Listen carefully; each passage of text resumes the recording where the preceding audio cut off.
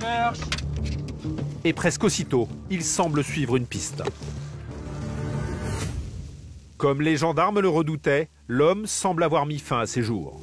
Dans la vie d'un gendarme, il faut parfois gérer de terribles urgences, lorsque la vie d'un homme est en jeu. 22 heures à Béziers. Vincent, ce commandant de compagnie, sait déjà qu'une soirée mouvementée l'attend. Une alerte inquiétante vient de tomber. Ce monsieur est parti depuis 14 heures avec son fusil et apparemment, et oui, on a le véhicule, il est parti avec son propre véhicule, donc c'est pour ça qu'on va d'abord s'attacher à trouver le véhicule. Ah non, il n'y a rien, il a laissé tous les éléments connectés, que ce soit la montre connectée, le téléphone, il n'y a absolument rien du tout. Un homme a disparu depuis plusieurs heures, laissant derrière lui toutes ses affaires. Impossible donc de le géolocaliser, il a seulement emporté son fusil. Visiblement, en laissant à son domicile des éléments qui laissent à penser qu'il va mettre fin à ses jours, il a pris effectivement un fusil et des cartouches en abandonnant des objets personnels. Mais j'espère vraiment qu'on va le retrouver. Armé, l'homme pourrait être dangereux pour lui ou même pour les autres. Il faut le retrouver le plus vite possible. Et cela s'annonce compliqué. On est en pleine montagne pour le moment. Et il fait nuit. On y va, Julien? Une battue en pleine montagne et de nuit. Pour cette opération d'envergure, Vincent mobilise tous ses hommes. Notamment l'équipe de Julien. Rémi, vous allez avec le commandant? Tu conduis du coup? Julien et ses hommes font partie du PSIG, le peloton de surveillance et d'intervention de la gendarmerie. Une unité rompue aux opérations délicates.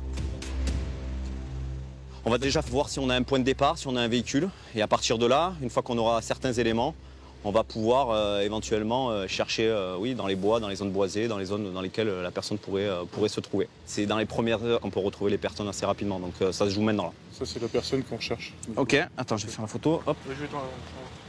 Donc il a 60 ans et quelqu'un l'aurait vu partir vers la montagne. En voiture? Ouais. On a l'immatriculation. D'accord, ok. Vincent, Julien et leurs collègues pourront aussi compter sur l'aide de ce maître chien et de son animal entraîné à la recherche de disparus. Les gendarmes vont tout tenter pour éviter un drame, mais ils se préparent aussi à une issue tragique. Et on peut penser à une personne qui aurait voulu ne serait-ce que un peu prendre l'air et si c'est perdu et ben, sur le spectre le plus négatif qui se soit suicidé. C'est surtout ça la crainte pour nous là, parce que ben, y a une vie sans doute en jeu là-dedans. Hein. Typiquement on est dans le cœur de notre métier là, qui est d'aller aider les gens en fait. Là. Notre seul objectif c'est de porter secours à la personne si elle en a besoin en fait, hein, c'est ça. Hein. L'homme habite à 60 km de Valras dans ce village de moyenne montagne. Les gendarmes installent leur poste de commandement à la mairie. Et Vincent interroge ses proches à la recherche du moindre indice. Madame, votre époux est parti depuis combien de temps maintenant? Entre 1h30 et 7h. Ok. Ce qu'on va vous demander dans un premier temps, c'est d'aller voir le maître de chien pour récupérer un objet qui appartient à votre époux. Parce qu'en fait, c'est pour nous, c'est une piste une fois qu'on aura retrouvé le véhicule. On est sûr qu'il manque une arme avec au domicile. D'accord. Ok. Pour aller chasser. D'accord, je comprends. En plus, aujourd'hui, c'est le jour de chasser aujourd'hui. Le mardi, la chasse est permise. D'après ses proches, l'homme souffrirait régulièrement de dépression. Vincent doit agir vite. Il répartit les zones de recherche. Je veux qu'on ratisse d'abord le village dans un premier temps, pour voir si le village n'est pas le véhicule quelque part. Donc une première équipe sur le village secteur 1. Ensuite, reconnaissance, 2 équipes qui vont monter de chaque côté. On me reconnaît cet axe-là, d'accord. Sachant qu'il y a une dame quand même qui l'a vu partir avec le papa. Dans quelle direction? Celle-là. D'accord, ok. Le disparu est un chasseur, il connaît parfaitement le terrain. Les gendarmes vont avoir besoin de ses proches pour ses recherches. Julien, mission pour toi. Partir du parking. Oui. Je veux qu'on remonte cette piste qui revient par le haut ici et qui rejoint la route au niveau de la tour sur arbre, ok? Nous, on le connaît par cœur, la montagne. Au cas échéant, ça gêne pas qu'il y ait quelqu'un qui peut monter avec vous, il n'y a pas de problème. Je vous conseille parce que là, Oui, il n'y a pas de problème, on vous en va. Il y a des accès qui sont cachés. Les accès cachés. Ouais, bah oui, il connaît ça. Moi, je vais pas. Il vient avec moi. La piste, je connais par cœur, mais c'est le cul-de-sac. Ok, allez, en avant. En pleine nuit, gendarmes et chasseurs unissent leurs forces. On y va? Allez, montez monsieur. Même si ces gendarmes sont habitués aux situations délicates, la tension est palpable. Et ils ne cachent pas leurs émotions. On espère qu'on va retrouver le véhicule. Et puis il nous mènera au monsieur, en espérant que ce monsieur n'ait pas commis l'irréparable. Les circonstances montrent une certaine détermination. C'est un monsieur qui présentait un profil psychologique fragile, qui a laissé sa montre connectée, son téléphone, des éléments qui montrent qu'il n'a pas envie d'être retrouvé par la technologie. Et puis, de manière très symbolique, ses alliances. Je pense qu'on a quand même quelques éléments qui sont quand même forts. On pense effectivement tout d'abord à la famille, à cette dame qu'on trouve ce soir dans une situation que personne ne souhaiterait vivre.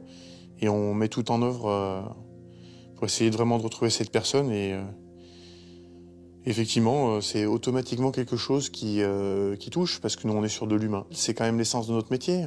On est là pour aussi sauver les gens, pour les rechercher, pour faire en sorte que tout le monde rentre chez soi en sécurité le soir. L'attente commence et elle va durer plus d'1 heure. Jusqu'à cet appel de l'une des équipes qui patrouille dans le secteur. Je vous prie d'excuser. Elle vient de faire une découverte. Oui, allô? Vous avez trouvé le véhicule, où ça? C'est la dernière piste à gauche avant le parc éolien. J'ai mis un coup de lampe de loin, comme ça je vois pas de silhouette. Voilà. Regardez s'il n'est pas couché sur le siège. J'envoie les restes des équipes, à tout de suite, merci. Bon, le véhicule est vide de tout occupant. Cette voiture vide, retrouvée en pleine montagne, va devenir le point de départ des recherches à pied. Toutes les équipes sont mobilisées. De Lima 5 aux unités engagées sur la recherche, le véhicule vient d'être retrouvé. Vous convergez sur le poste de commandement. Vincent, l'équipe de Julien et le maître chien partent sur place. Et tous gardent en tête les consignes de prudence. On va regarder dans la voiture avec le chien. Le problème, il faut déterminer s'il y a le fusil ou pas. Ça veut dire que sinon, on a le fusil dans la nature aussi. On fait travailler que des militaires, il ne faut pas travailler de civils si l'arme n'a pas été retrouvée. On va rechercher une personne, mais on n'oublie pas que derrière, il y a un fusil. Donc le but, c'est d'aller sauver la personne si besoin, de la retrouver et de la sauver si besoin, mais aussi, nous, de faire attention, de se protéger. Allez, action. Tu montes là-bas. Allez, on embarque. Julien et ses hommes rejoignent une zone difficile d'accès. La route se transforme en chemin, de moins en moins praticable. C'est là, hein. C'est là. Allez. Vas-y, pousse au fond là. Hop, pas trop loin. Voilà. Et là, il y a un trou. Vas-y, arrête, c'est bon là. Elle est où la voiture du coup? Alors là, il y a à peu près 150 mètres de piste. D'accord. C'est un cul-de-sac. Ok. Je mets un trinôme. À partir de là, Maëva, tu prends le Projo, tu viens avec nous. Le maître chien devient le meilleur atout des gendarmes pour retrouver le disparu. Ventre à terre, l'animal s'élance sur le chemin.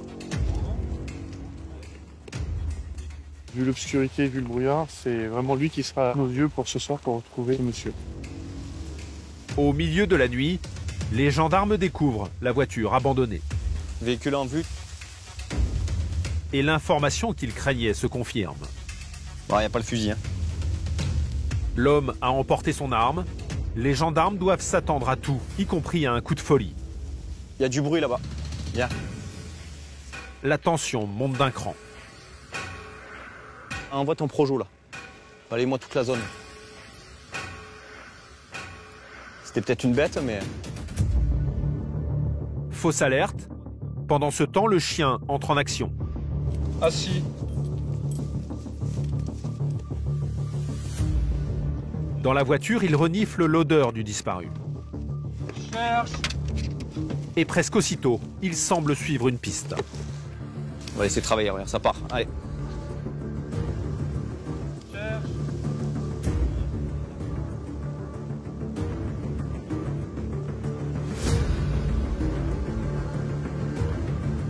Et à quelques mètres de là, Il est là? comme les gendarmes le redoutaient, l'homme semble avoir mis fin à ses jours.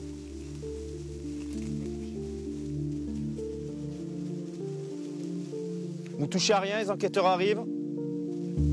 Une enquête devra confirmer l'origine du décès. Une vive émotion se lit sur les visages des gendarmes. On part sur une recherche, on s'attend au pire. Forcément, on y est confronté, on pense au monsieur, on pense à sa famille. Bien sûr, ça affecte, hein. On en reste des hommes et des femmes. On se met à la place des personnes, ça aurait pu être notre père, notre frère, notre oncle, et forcément, on pense à ça. Maintenant, on prend le recul nécessaire sur chaque opération pour ne pas trop y laisser, mais forcément, on en garde toujours un petit peu quelque chose, et ça nous affectera toujours ce genre de situation.